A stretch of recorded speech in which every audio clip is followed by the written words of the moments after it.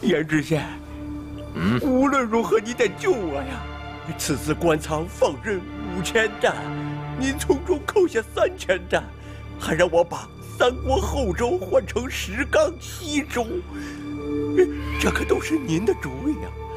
这上边要是查下来，您逃脱了干系，我可就完了。智者千虑，必有一失；愚者千虑，必有一得。甭管这是智者还是愚者，我进了大狱，我可就是死者了。看你说的，此事不是还没结呢吗？可是，包老爷，莫非没识出这个女人是谁？是谁？莫非是逃走的那个女人？依我看呢，8九不离10。他这是自投罗网啊！来人，立马把那伙人给我擒住！尤其是那个娘们儿，不能让她再逃了。还有，擒住之后，立马给我杀了！遵命，班长。这伙子人在大庭广众之下露了这么大的脸，真要是把他们给杀了，这后边可就不好收拾了。可是，这么办，将这伙人生擒之后关起来，活活饿死他们。遵命。哎呦，哎呀！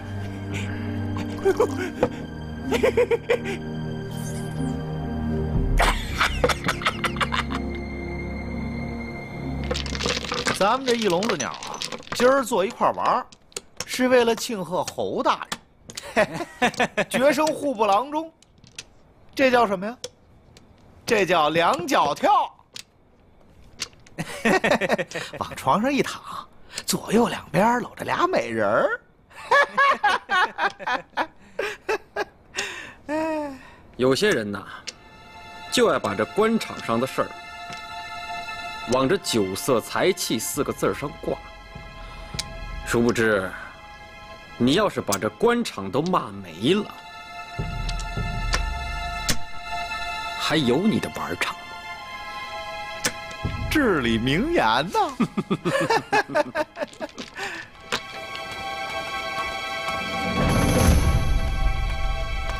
看什么看呢？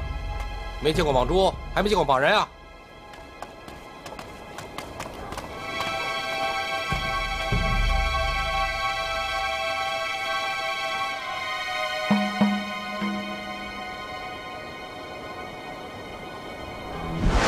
朝廷在青铜县杜家庄修官马大道，征用良田187亩，按律需全数复垦还田，并拨下银两由当地乡民复垦之需，而杜家庄乡民未曾得到半文拨下银两。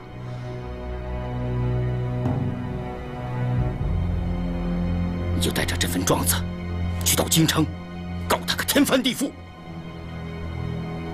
其实啊，侯某有今日，还不是全仗着铁公子和讷老弟的福险，是吧？客气。哎，山东空仓岸上，你揭发季恒业有功，吏部给你靴子底下绣2架梯子，委实不为过啊。哟，那老弟，这话说的可够难听的啊！靴子底下绣梯子，怎么着？这是要登天呢？这可是专门给死人穿的鞋，人早晚得死。侯兄不介意，是不是？嗨，不介意，不介意，不介意。行吧，侯兄是不介意。这要是让干爹知道，他这个大侄子是这么说话的，这怕是会在你脑袋上梆梆梆敲上3个大爆栗子。我巴不得爆出满脑袋疙瘩来，好给他老人家下上一碗酸辣疙瘩汤。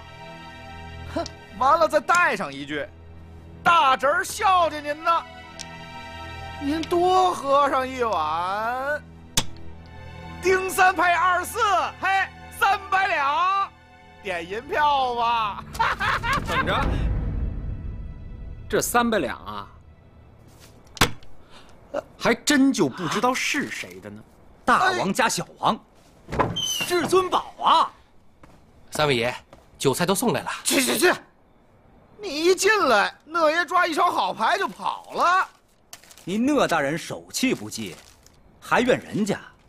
今儿手气就是背，准是那个叫什么杜潇啊，那个叫杜潇的，跟个哭丧的婆子似的，在外头跪了3天3夜，喊着我讷某人的大姓，说是得帮他办件事儿。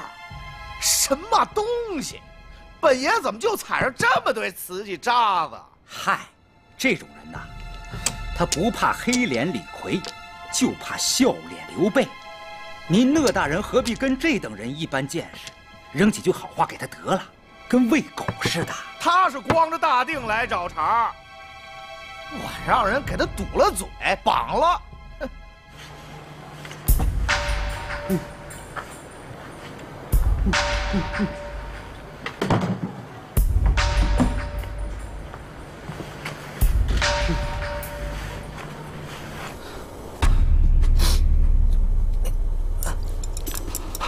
好，哎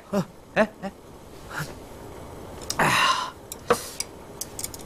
朝廷在江西征用良田，修筑关马大路。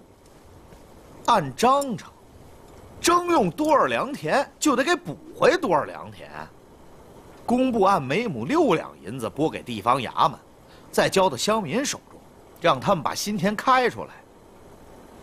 就为这么点陈猫鼓老鼠的事儿，嘿，此人就上工部来练来了。朝廷给下6两银子开1亩新田，给的不少了。人不能太贪心嘛。对，怕是另有隐情吧，不然他傻呀。铁公子是明白人，哎，哼，哎，谁都知道。地方衙门那些官员们，首长都是长错牙的，就是铁蛋子儿让他们过手，都得给错下一层皮子。这姓杜的是真傻，你逮着蛤蟆，你非得给攥出汁儿来，这好玩吗？不好玩啊，是不是？来吃饭，来，铁公子，来。哎。讷大人，讷大人，谁把你放进来的？来人呐！哎，此人敢闯都水司，有点意思，让他说说。哼，好吧，看在铁公子面上，本官问你，你找本官办事儿，你带什么来了？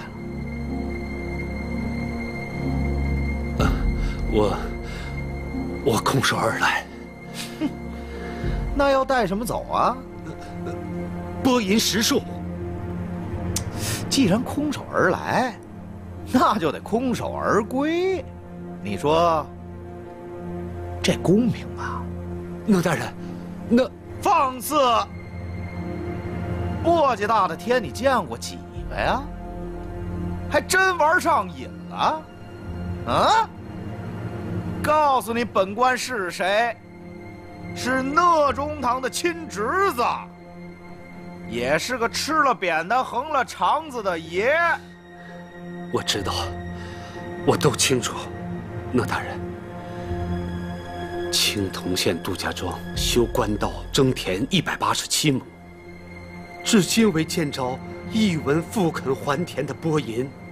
您是掌管工程拨银的郎中，我来找您，就是想请您给我一句话：那笔银子到底有没有拨到青铜？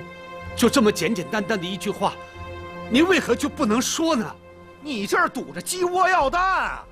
本官还就是不给。来人呐，把这个疯子拖出去！讷大人，讷大人，您不慢着，您不能。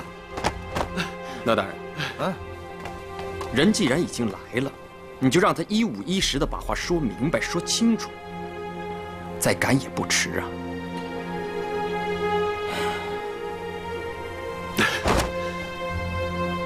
那大人，我听人家说，您是一个孝子。您父亲过世那天，您报官不放，哭昏了3回。既然是孝子，您就该认得我身上穿的这身麻布白衣是什么。滚！你赶紧给我滚！本官是不是孝子，关你什么事啊？那大人，您不愿意说，我杜骁来代您说。这是一身孝衣。10年前，我爹娘死的时候，我刚当上钱塘知县。那会儿，我第一次穿上这身孝衣。此后不久，我就到了宁古塔，替披甲人为奴。获释回来后，我又重新穿上了它。我之所以将孝衣贴肉穿着，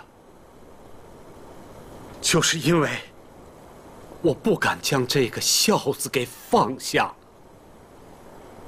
我父亲告诫于我，为儿孙者，对父母须得孝字当先；为官者，对百姓、对朝廷更须得孝字当先。这个孝字，是我杜骁做人的本分。也正是因为这个字，我才不远千里来到都水寺，来到京城，来到您哪大人面前，跪着讨您哪大人一句话。哪大人，看在咱们都是孝子的份上，咱们就一块儿替朝廷的良田尽一份孝心吧。哪大人，说得好，这番话，想必我们在朝堂之上是听不到的。那大人，听我一句如何？请铁公子赐教。我们在京城也混了不少年了，可像杜先生这样带孝为官的，你见过几个？肯定是没有见过。杜先生这样的真孝子，如今已不多了。好生待他吧。好吧，看在铁公子的面上，杜骁，你先找个客栈住下，待本官一有空就差人去找你。送客！哪大人，哪大人，哪大人！慢着，杜先生，外头寒冷，别冻着了。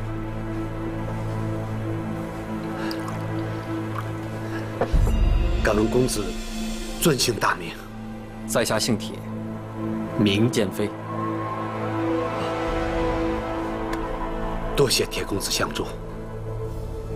杜先生，带孝为官，你是当朝第一人。如果不是我铁剑飞眼拙的话，杜先生前途不可限量。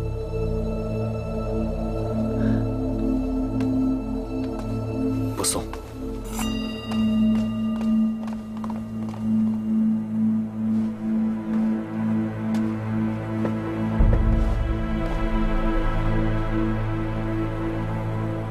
来，别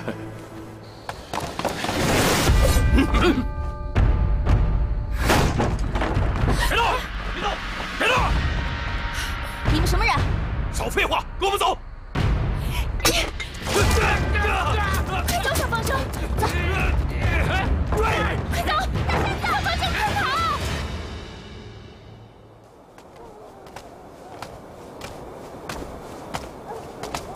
铁公子，侯兄，过些日子我再做东啊，咱们接着玩。我有句话要送给二位：想成大事者，可以看不起轻事，更可以看不起高事，千万不可以看不起死事。告辞，慢走。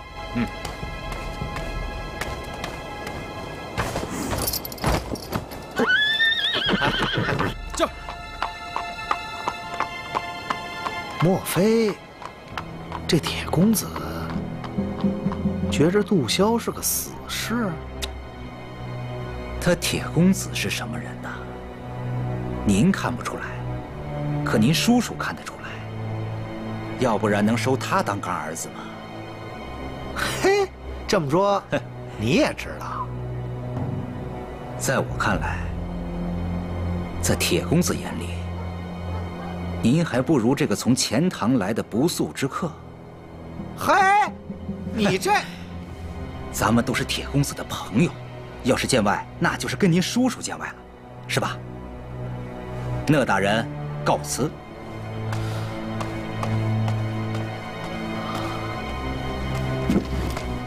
起轿。侯祖本刚换了身袍子，这一脸的小人得志。哼！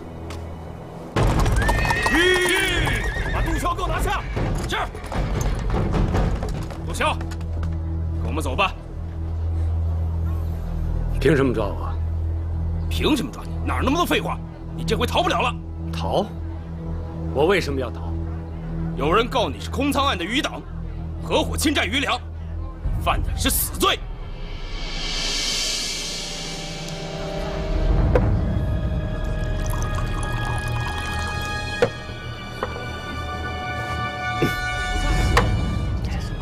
来，我就不信这京城没有说理的地方。少废话，走啊！走。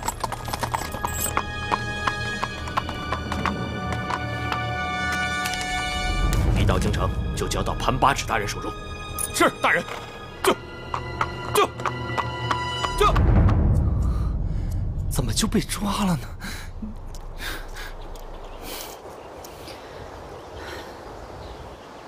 你说，刚离开宁古塔的鬼门关，这会儿又入了这儿的阎王殿。这不是阎王殿，这是观音殿。还观音殿呢，神德超度了是吧？你说咱俩要是真在这儿一块儿死了，那还真配上阴婚了。你说有下辈子吗？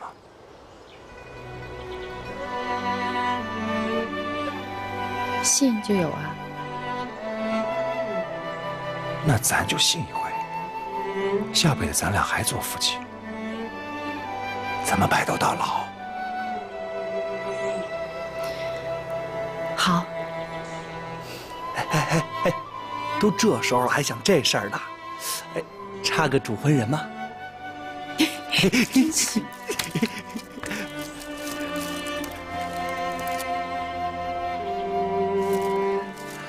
哎，姑爷，啥时候给咱放了呀？啊？哎。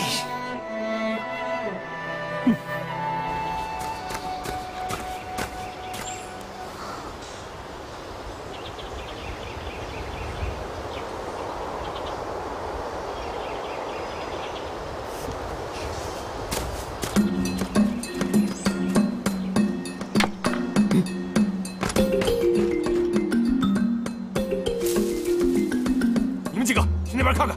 是。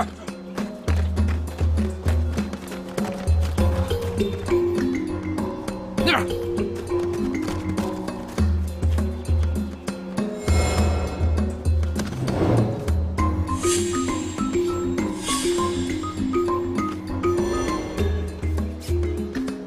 谁？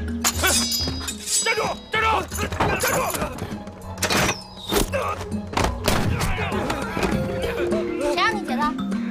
老实点。来给臣妾诊病的太医说，刘大人这些日子没有去太医院看脚疾，也不知道他那只铁靴子穿的适不适合。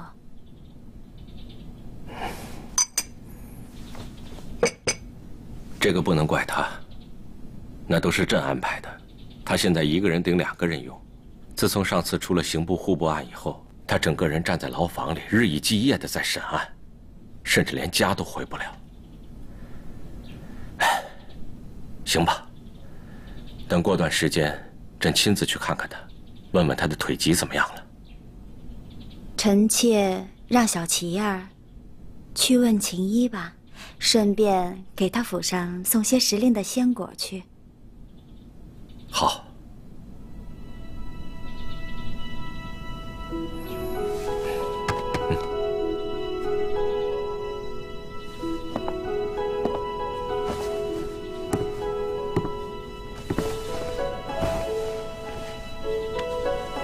小贤啊，幸好有你陪着朕，朕要谢谢你。你这心里面不但装着朕，装着大臣，更装着朝中之事。你让朕想起了杜甫的2句诗：“遥有4月明志里，汉2千担真分忧。”你都是在替朕分忧解难啊。皇上，杜甫这2句诗的后面还有这么2句：几度寄书白燕北，苦寒赠我清高秋。每次读完这2句，臣妾就会想起皇上平时的恩爱，禁不住怕子沾泪。倘使臣妾能够替皇上多些分忧解难，那也是感恩于皇上。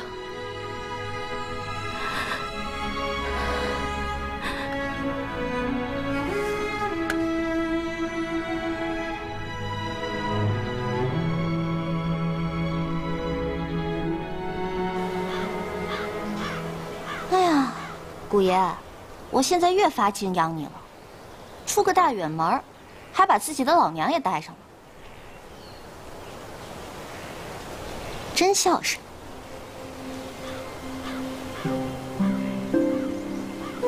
哎，我这么说你儿子，你开心不？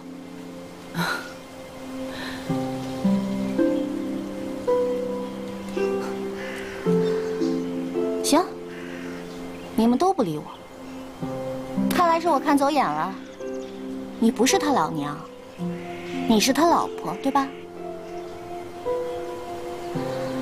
虎爷，我说你怎么回事啊？看女人的眼界就这么低啊？这世界上女人这么多，你怎么偏偏就对老女人？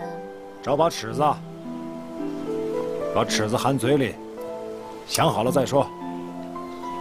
没事儿，你让他说吧。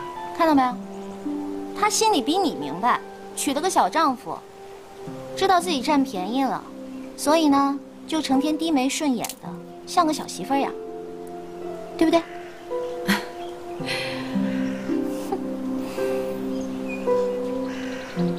你瞪我干嘛呀？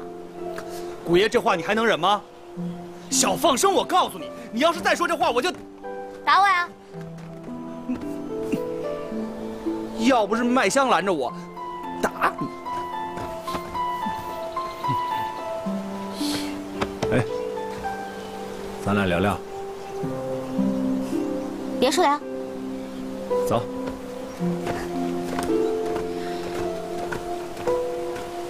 我把你心里不想说的话都说出来了，你是不是很感谢我呀？感谢你？对呀。对呀。哎，姑爷，你干嘛？还说不说？我不说了，不说了，不说了，我错了。喝点水，长长记性，好吗？我长记性了，我不喝水。快拉我上去，拉我上去！臭男人，我埋汰大扇子是因为本姑娘看上你了。你是真不懂还是装不懂啊？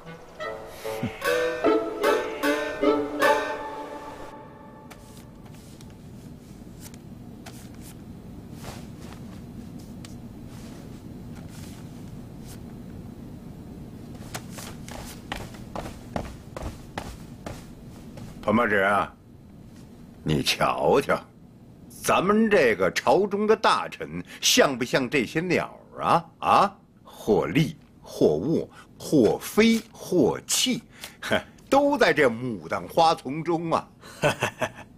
讷爷，这儿有您的一封，还没回我话呢。在朝里当官的这些个大臣，哪个不是飞禽走兽啊？要不官袍的补子上能绣着那些个东西吗？说吧，什么事儿？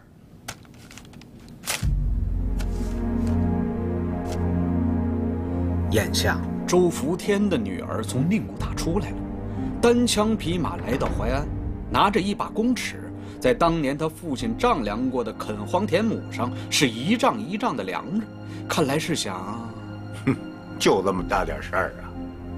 下官以为这个事儿可不太小。哎呀，雍正10年，都10几年了，那陈芝麻烂谷子，他就是回了锅能香吗？那周福天不就死在宁古塔了吗？良田旧事，谁还感兴趣？什么大善的那个女人，不管她了。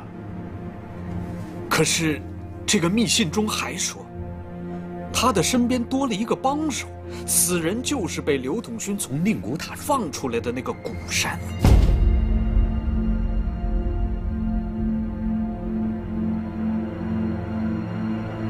刘统勋又跟刘统勋扯上了。山东诸城空仓案，正是这个古山和刘统勋联了手，才闹出那么大的动静来。看来此人非同一般呐。要不，我派人让这一男一女还个俗。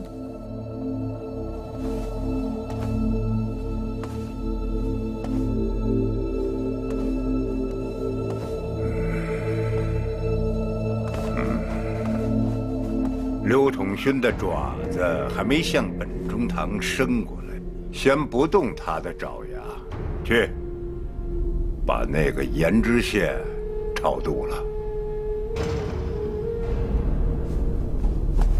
这。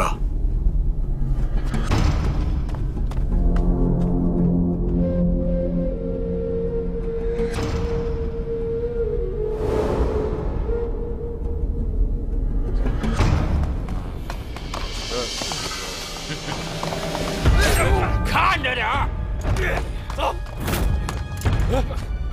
大人，大人，追，快！古山，接下来我要去浙江处州府景安县。父亲当年在那里发现良田造假，才下狠心给皇上写折子的。你要去景安，古爷要回钱塘，岂不是不同路？大扇子，前阵子我在诸城见到刘统勋大人了。王不疑跟我说了，我把你父亲的事儿告诉了刘大人，他说你父亲的案子是雍正皇帝御批的，至今为止没有人敢翻先皇定下的铁案。我知道这么做也许是白费劲，但不管结局是什么，我都得去，哪怕只有一线希望。可就算你赢了，你父亲也不会活过来了。谁的清白就该还给谁，哪怕他是一个死人。古山，你别劝我了。我是为你好。古山，各自珍重吧。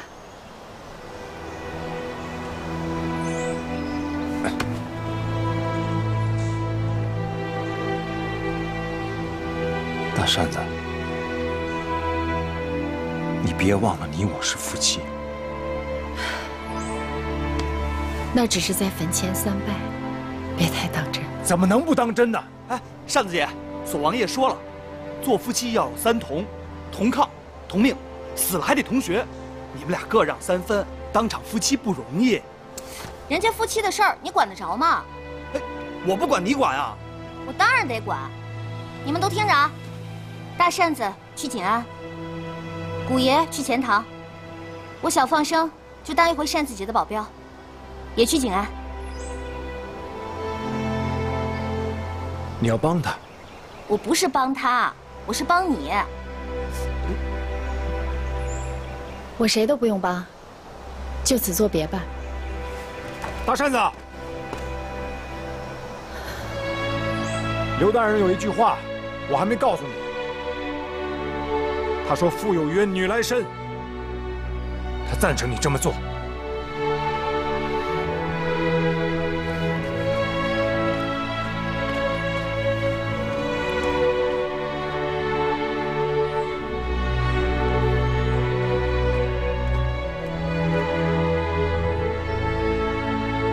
他走远了，咱们走吧。等会儿，这个盒子里头是一个芙蓉鸟蛋，等它孵出来，羽毛长齐了，你就替我把它放生了吧，别忘了啊。你真的要跟着大扇子走？虽然我小放生，大大咧咧的口无遮拦，但是我说话得算数，所以我们就此作别吧。哎，我问你，你跟着大扇子是要做什么呢？想听真话？你别用这种眼神看着我。行，我告诉你，我要去跟他单独谈一件事儿。什么事儿？我要让他把你让给我。别不着调了。我不是不着调，我就是要你。好，我走了。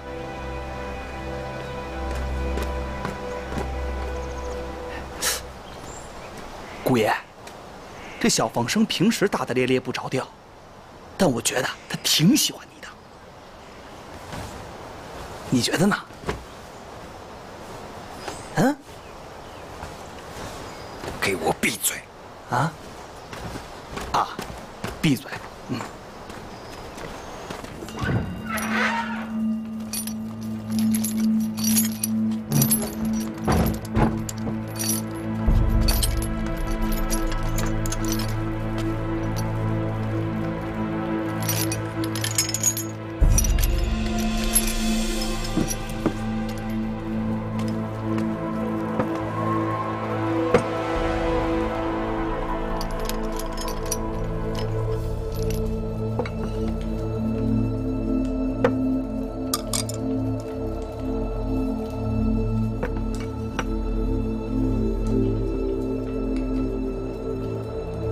这可都是你最爱吃的。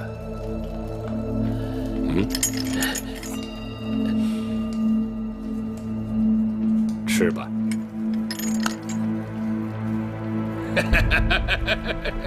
知我者，刘大人也。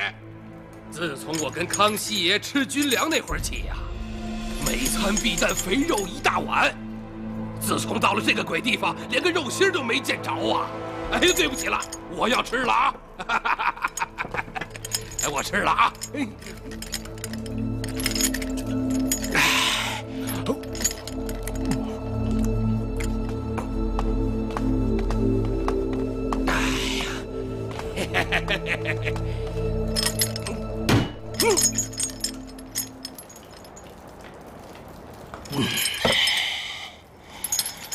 玉山，酒也喝了，肉也吃了，你身为户部尚书，全国各省粮仓为何而空？从实招来。粮仓无粮，与本王一点关系都没有。大胆，给我上刑！是，真的与我无关呐。这空仓与我有什么干系啊？好了，放下，放下，那些个玩意儿，只配给玉大人挠痒痒。是。哼。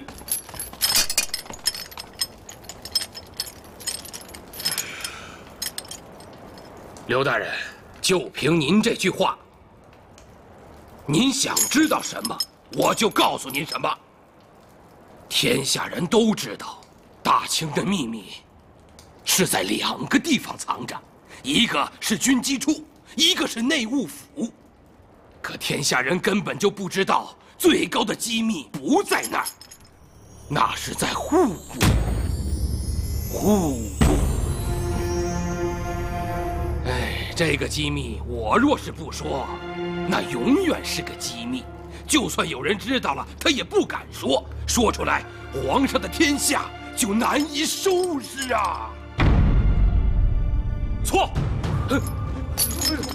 朕的天下从来就没有崩坏到不可收拾的地步，你危言耸听了。罪臣玉善叩见皇上。扶他起来，都起来吧。谢皇上，谢皇上。皇上，罪臣有一个天大的秘密，比那密折造假案、验鸟案、空藏案更可怕的秘密。我若说出来，皇上能饶了罪臣吗？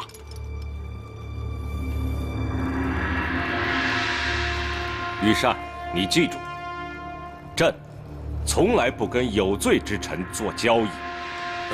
皇上，这若传出去，这大清的社稷就真的难以收拾了呀！大胆贼臣，竟敢危言耸听！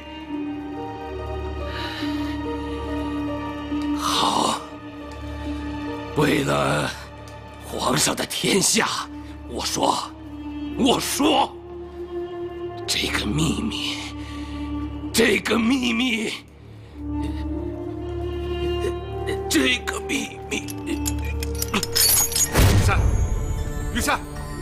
玉善。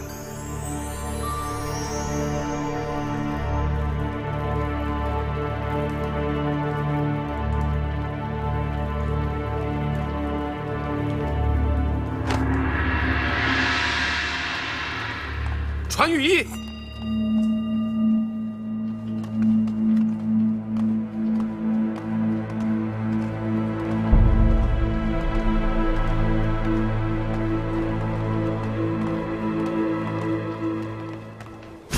按理说，这本鱼鳞册上写着的亩数不会和上2年的数额出入太大，可让我费解的是，为何仅2年之隔，在这2本册子上就有12万亩的差额呢？这不合常理呀！要不，我将保定府在乾隆8年造所的鱼鳞册也给找出来，再对比一下。哎，不必了。这些日子，除了直隶省，咱们俩还查了河南省的鱼鳞册。只要将新旧之册相互对照，就会发现错谬众多，亩数不是激增就是骤减。上头的这一个个数字，全像是儿戏。我还发现一个问题，只要哪个地方该年闹了灾，田亩数肯定会比上一年报得多。朝廷发放赈银，都是按亩所发，将亩数多报，自然是为了从朝廷手中多拿些赈银。这不就是在造假骗朕吗？若论罪，可是比石大臣犯下的虚报封建案更胜一筹啊！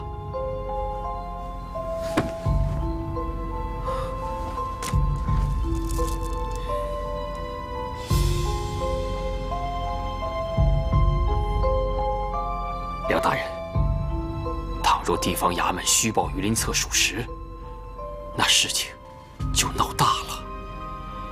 玉善掌管户部之后，下过一道严令，不经他同意，谁也不能进当房。看来，玉善对鱼鳞册造假之事不会不知道。当然，咱们还需要有证据。当房存着的不光有鱼鳞册，还有人口册。人口与田亩向来是连在一块儿的，您说，这人口册会不会也被人造假了呢？这些天，我担心的就是这件事。等咱们把鱼鳞册先粗查一遍，然后就查人口册。对了，这事咱们还得保密。玉山虽然下了狱，可他在户部的亲信到处都是，咱们还要注意安全才好。下官明白。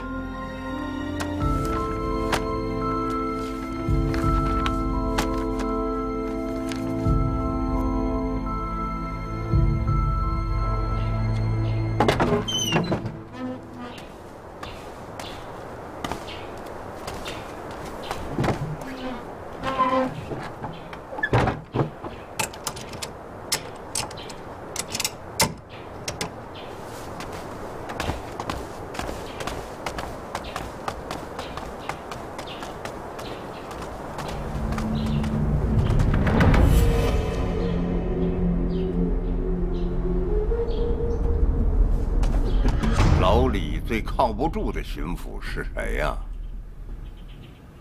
安寿国去年给驻大金川的兵营送过军粮，10万担，他扣下了6万担，兑换成了银票送我这儿来了。他要是为了保全性命将此事一说，那倒霉的可不光是我，还得牵连好几位兵部的2品、3品大员。再说，像这种事儿又不是1桩2桩，要是全给抖了出来，那咱兵部这摊子可就砸了锅了。再说，干这些事儿，你也是点过头的。